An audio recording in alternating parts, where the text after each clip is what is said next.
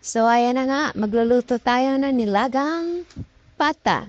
Matagal akong hindi nakapag-upload kasi medyo na-boring ako. So, nagpahinga muna tayo. So, ngayon naman, pag hindi ako boring, yung maggagawa naman tayo ng video.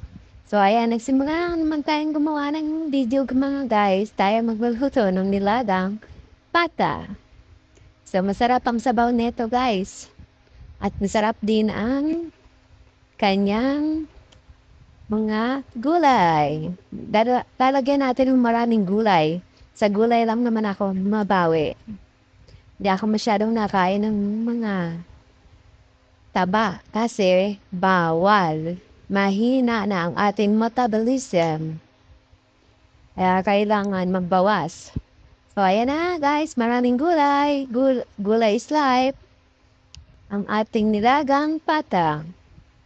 Yummy, yummy ang sabaw nito guys. So, ayan na, ang ating nilagang baka. Ano guys, paluto na itong ating recipe for today's video.